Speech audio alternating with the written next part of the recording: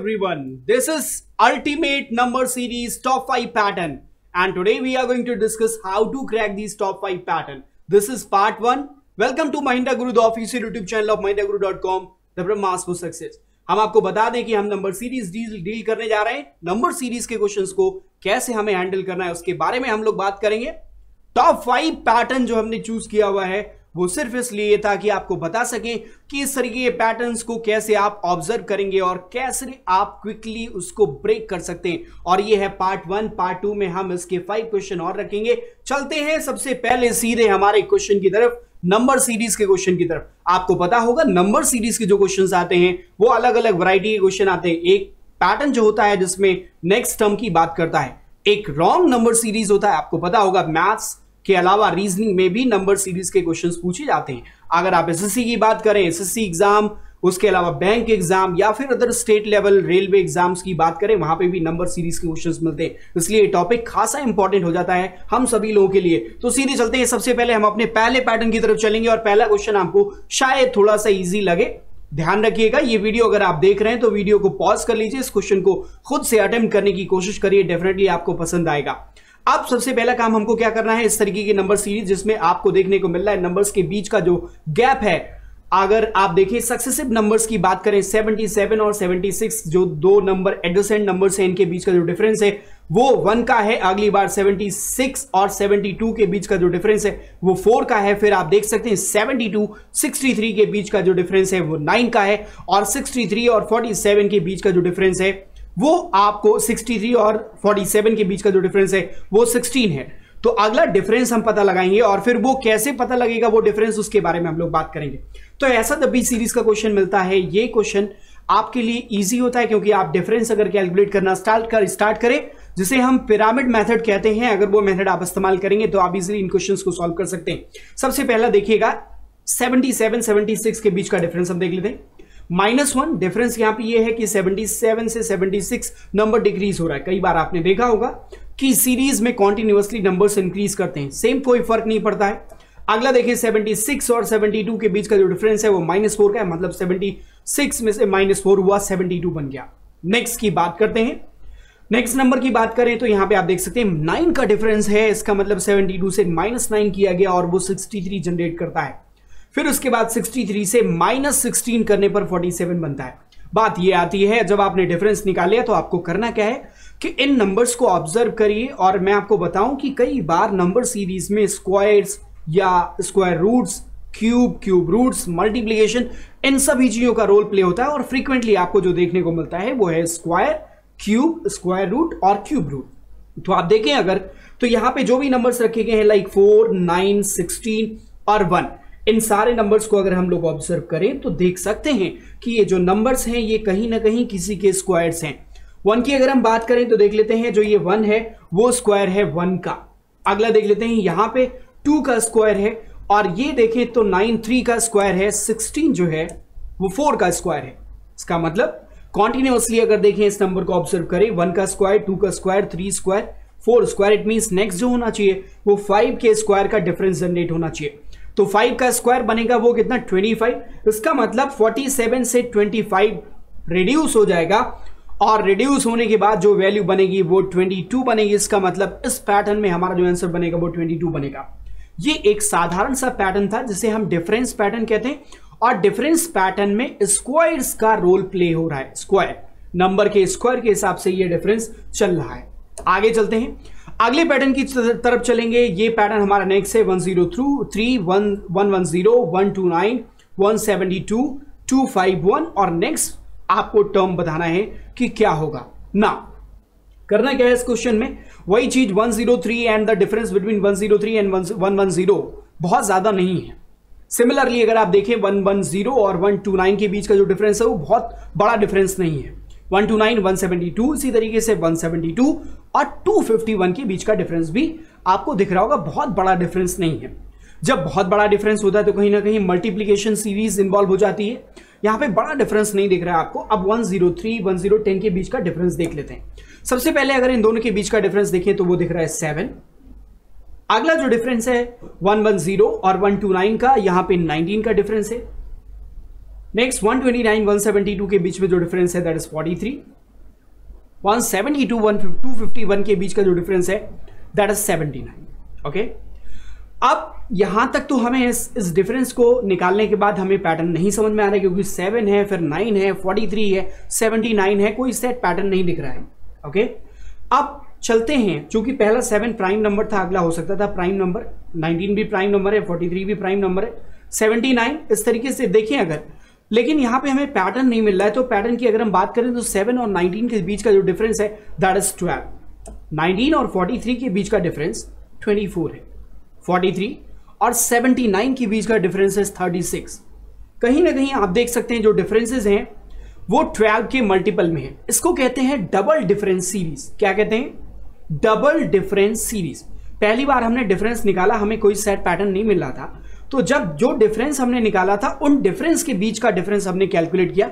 इसी को हम कहते हैं पिरामिड मेथड. ओके, तो 7 और 19 के बीच का डिफरेंस 12, 19 और 43 के बीच का डिफरेंस 24, 43 79 के बीच का डिफरेंस 36. तो कहीं ना कहीं डिफरेंसेस अगर आप देखें 12 24 36, तो ये 12 के मल्टीपल में डिफरेंस चल रहा है. इसका मतलब अगला यहाँ पे जो डिफरेंस होना चाहिए वो 48 होना चाहिए. और अब ये 48 ऐड किस में हो जाएगा? देखिए 43 में 36 ऐड हुआ तो 79 बना.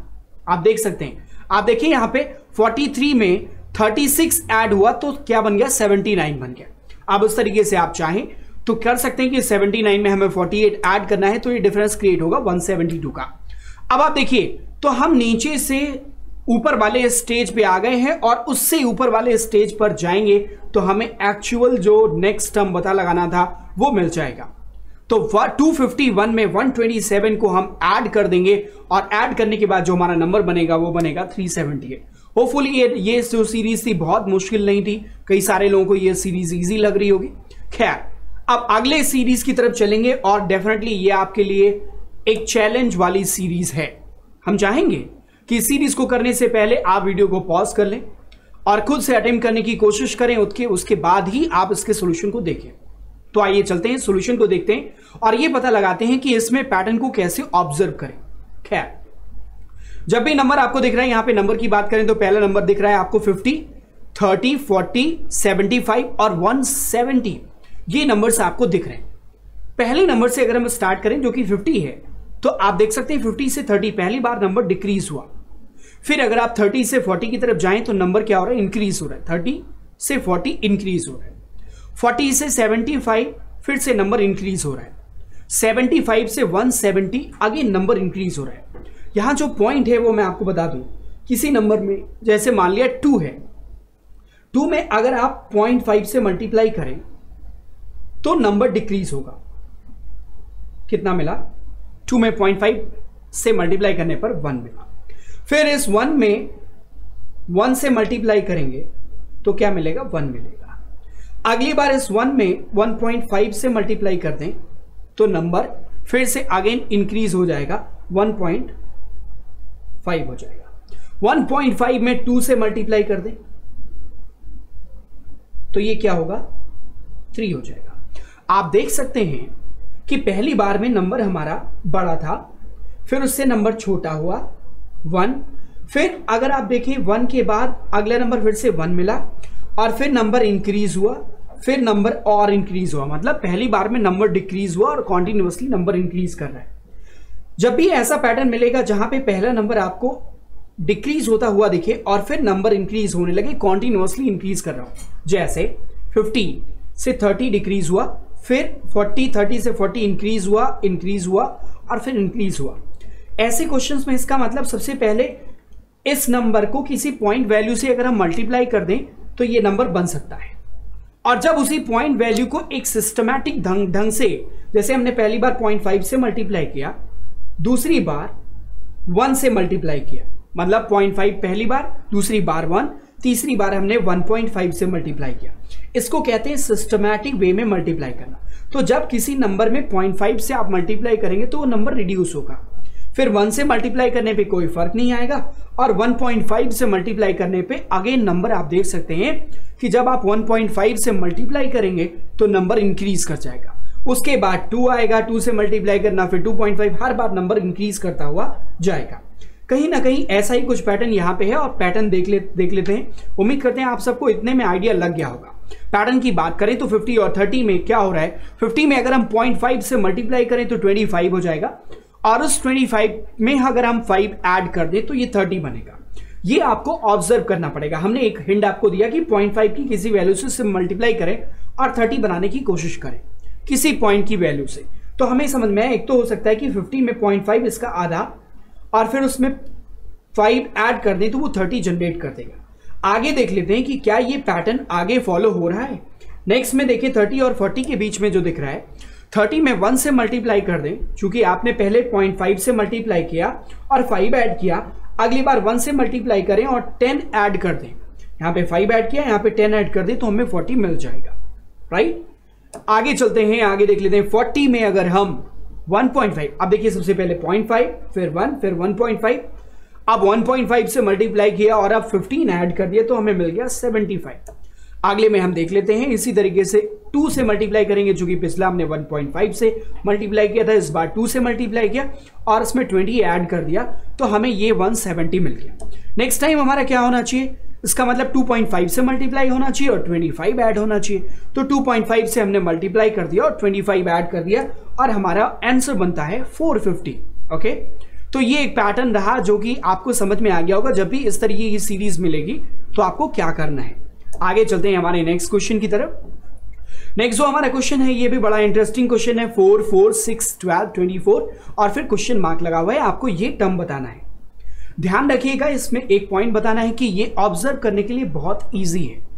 जब भी कोई वैल्यू रिपीट कर रही हो, जैसे 4 से अगेन 4 दिख रहा है, सीरीज में 2 नंबर एक जैसे दिख रहे हैं, तो उसमें क्या क्या हो सकता है। एक तो हो सकता है कि 4 में 1 से मल्टीप्लाई कर दिया गया हो तो सेम वैल्यू आ रही हो। दूसरा हो सकता है कि 1 का स्क्वायर इसमें ऐड कर दिया गया हो और उसमें से -1 कर दिया गया हो सकता है कि 1 का क्यूब ऐड करके 1 माइनस कर दिया गया हो, ऐसा हो सकता है, तो भी आपको 4 मिलेगा। तो अब आपको मल्टीप्लिकेशन, स्क्वायर और क्यूब, ये 3 चीजें आपको ध्यान रखनी है। कभी 4 टाइम मतलब 1 का पावर 4 कभी नहीं मिलना चाहिए, क्योंकि बहुत रेयर है ये, ठीक है।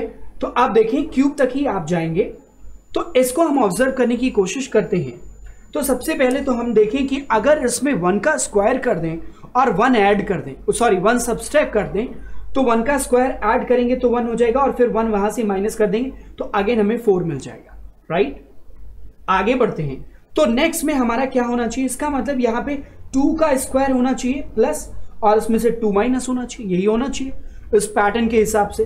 तो आप देख लेते हैं कि क्या वो पैटर्न चल रहा है। तो आप देखिए 2 का स्क्वायर -2, तो अगर इसमें 2 का स्क्वायर 4 ऐड करेंगे, 4 + 4 8 हो जाएगा और उसमें से 2 माइनस कर देंगे तो कितना आएगा, 6 आएगा। कहीं ना कहीं वो पैटर्न हमें मिल गया। तो हमने जो बातें आपको बताई, जब भी 2 टर्म जो है किसी भी सीरीज में सेम मिल जाए तो वहां पे 1 का रोल प्ले होगा। अब वो स्क्वायर के साथ, क्यूब के साथ, मल्टीप्लिकेशन के साथ या फिर एडिशन और सब्सट्रैक्शन के साथ आए, कुछ भी हो सकता है। जो पैटर्न अभी हमने आपको बताए उतना ही लिमिटेड आप चेक करेंगे, डेफिनेटली आपको मिल जाएगा। आगे बढ़ते हैं, अब 6 और 12 के बीच में देख लेते हैं कि यहां पे जैसे 2 का स्क्वायर किया तो यहां पे 3 का स्क्वायर -3 होना चाहिए।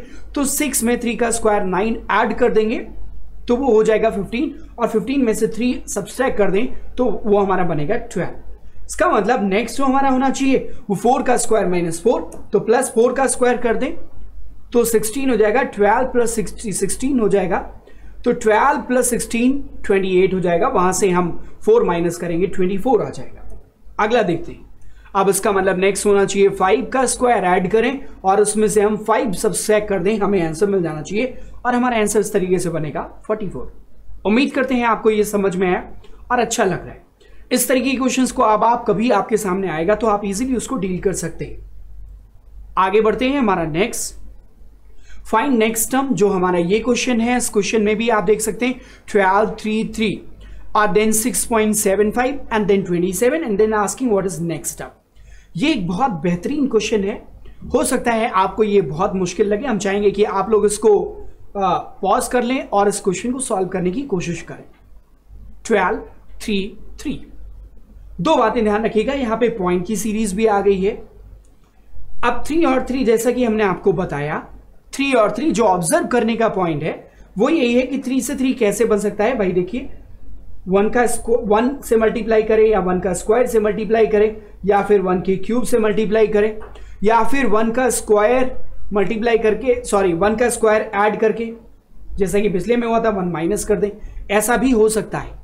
तो अब देखने वाली बात यह है कि इनमें से कौन सा पैटर्न चल रहा है, वो चीज देखने के लिए आपको थोड़ा पीछे जाना पड़ेगा।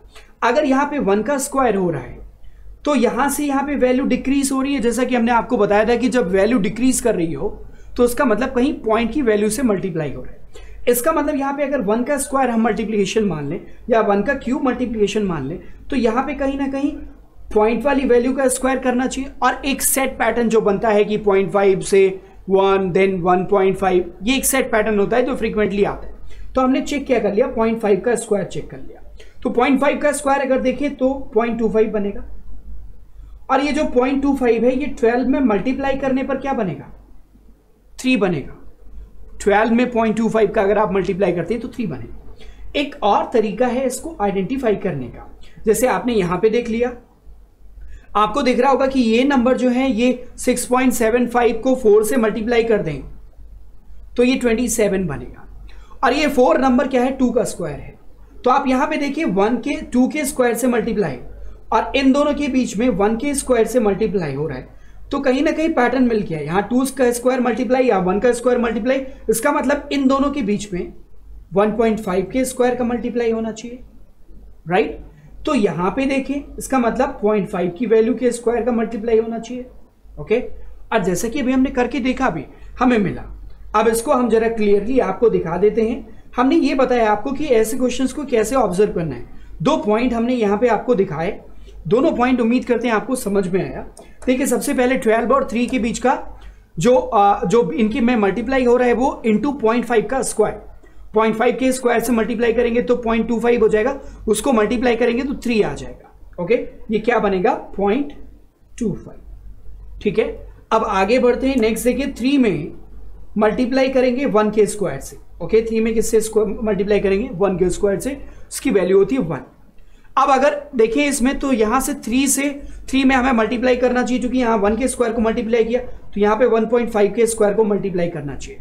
और 1.5 होता है, 1.5 का स्क्वायर होता है 2.25। इसका मतलब हमें 3 में 2.25 का मल्टीप्लाई होना चाहिए। तो आप देख सकते हैं 3 में 2.25 का मल्टीप्लाई करेंगे तो कितना बनेगा, 6.75। अब 6.75 में हमें 2 के स्क्वायर से मल्टीप्लाई करना चाहिए। लास्ट में हमने कितना किया था, 1.5 के स्क्वायर से मल्टीप्लाई किया था। तो यहां पे कितना होना चाहिए, 2 के स्क्वायर से मल्टीप्लाई करना चाहिए। 2 के स्क्वायर से मल्टीप्लाई करके देख लेते हैं। तो यहां पे 2 का स्क्वायर हो जाएगा 4, 6.75 में 4 से मल्टीप्लाई करेंगे तो 27 हो जाएगा।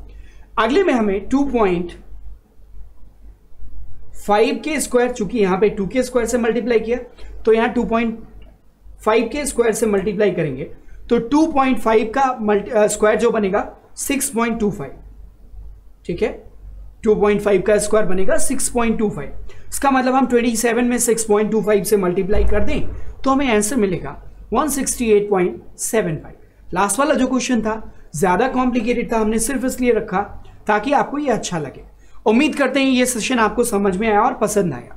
नंबर सीरीज का जो पार्ट 2 होगा उसमें हम कुछ और कॉम्प्लेक्स क्वेश्चन लेंगे और उसको कैसे ऑब्जर्व करना है और कैसे उसे क्रैक करना है उसके बारे में हम लोग बात करते हैं। तब तक के लिए आप लोगों से अलविदा लेते हैं। Thank you so much for watching this video. Thank you.